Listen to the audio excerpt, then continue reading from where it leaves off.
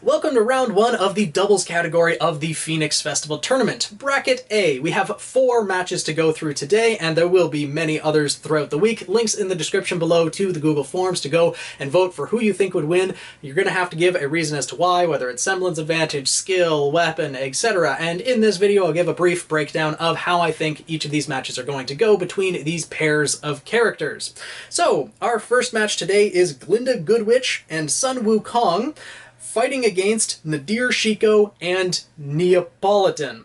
There are some pretty powerful characters in this fight. Unfortunately, Nadir is probably the least skilled out of all of them, but Neopolitan certainly makes up for that. Being against Glynda Goodwitch, though, with her telekinesis, that's going to be very, very difficult. Now, they are fighting in the anti-gravity and ice biomes, which the ice biome itself, with its, reflective surfaces and everything like that, it could give a pretty decent advantage to Neopolitan using her semblance of real illusions, or overactive imagination, creating real illusions. Now, with that being the case, she could create illusions for herself and actually help with Nadir so that he wouldn't get taken out immediately by Glynda, because if this is made a 2-on-1 fight, that would be very difficult. And unfortunately, I think that's probably going to be the case very soon on. Now, Glynda can't really use her telekinesis, at least we're not aware of her being able to use her telekinesis against people who have aura. She can't just pick someone up and throw them across the arena and ragdoll them around. She can, from what we've seen, as she's used against Grimm in the past, you manipulate the air around a person and use that to slam into them, possibly, or any debris that's around, and being in the ice biomes, there's probably going to be chunks of ice that she can fling around, and that's going to be very problematic. Though Neo, using her semblance, as well as her artful ability at dodging around, would definitely be able to dodge most of the attacks that Glynda has. Now, Glynda is very reliant on her semblance, and Sun would be probably the first target that Neo would go after. I feel like Nadir, unfortunately, even though he does have fairly decent long-range capabilities with his gun, I think he's going to be taken out first, and Neo would be focusing on Sun. And Neo versus Sun, I'm pretty sure Neo would be able to take Sun out. Now, Glynda, if she is trying to protect her partner, keeping it to a 2-on-1, she would be able to probably protect Sun well enough, though I think Neo might be able to actually take out Sun before or while Glynda is preoccupied with Nadir. If Neo and Nadir coordinate, and Nadir starts firing at Glynda, just keeping her occupied so Neo can go after Sun, then that could turn the match in an interesting way. If it ends up as Neo and Nadir versus Glynda Goodwitch alone, then, because if Sun gets a little bit too overzealous using his clones, his aura would drain, and there are ways that this could play out where it's Neo and Nadir versus Glynda alone, and that could put the advantage towards Neo and Nadir. Again, Glynda, very strong. It's going to be very difficult to beat her, but I definitely think it is possible. Overall, I do think Glynda and Sun have the overall advantage, but I do see ways that this could play out either which way. But again, let me know what you guys think down in the comments below, and in the voting, we will see who ends up being the winner. For match 2, we have Coco Adel and Russell Thrush versus Neptune Vasilius and Milsha Malachite. And this is a pretty balanced matchup with both of these pairs, actually. They are going to be fighting in the lava and anti-gravity biomes. So that's going to be an interesting way in seeing how characters might interact with the anti-gravity biome, considering we never got to see it in the Vital Festival tournament. It's really interesting to think of how this might affect matchups here and there. I could already see Neptune running around the anti-gravity biome as Coco's sitting in the center stage firing around him, but with Coco and Russell, they are a very balanced team, as Coco is very much long-range focused, though she is very strong with her handbag, with Gianduja, constantly working on the pronunciation of that. With Gianduja, when it's transformed into the handbag, she's very strong close combat, being able to slam people around with that. But once it's transformed into the Gatling gun, definitely using her semblance of hype to boost the ability of the dust bullets, definitely a very strong long-ranged capability. But Russell Thrush, we saw him with his daggers back in Volume 2 and 3, and he's very much close-ranged, it seems. So if Russell charges in, goes close range, Coco could support him from a distance, and that would be actually a pretty good strategy for them to have. When it comes to Neptune and Miltia, Neptune's weapon, Tryhard, the trident, as well as kind of Bicento type weapon, is also a railgun. So Neptune has some pretty good long-range capabilities, and it also has electricity dust in it, so he could electrocute opponents, etc. Since it has electricity dust, though, if Coco got close enough to Neptune, she could hype up the electricity dust and cause his weapon to malfunction or explode or just not operate the way that he wants to. And Miltia, again, is a very close-range fighter. With her claws, she's the twin sister of the Malachite twins that uses the claws instead of the heels. Melanie's the one that uses the heels, but Miltia, she uses the claws and is pretty much solely a close-range fighter. Because of that, she would have to dodge out of the way of Coco's bullets and would probably end up clashing with Russell while Coco clashed with Neptune.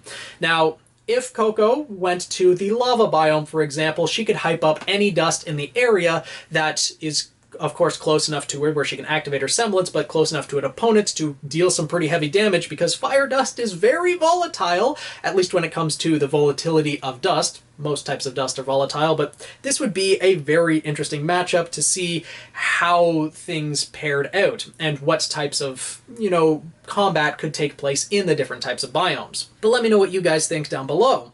Next we have Arthur Watts and Flint Cole versus Weiss Schnee and Fox Alistair. And they are fighting in the desert and ice biomes. But honestly, does it really matter what biomes they're fighting in, because Watts can control whatever biomes they're fighting in, which would probably mean that they're going to end up fighting in the anti-gravity biome, as it seems like Watts was most comfortable with that and used the other biomes like the geyser biome or the lava biome more to attack opponents when they were running from one biome to another. But with this one, only 2 biomes, or really Watts could make it more than 2 biomes and put the exact same setup as when he faced off against Ironwood.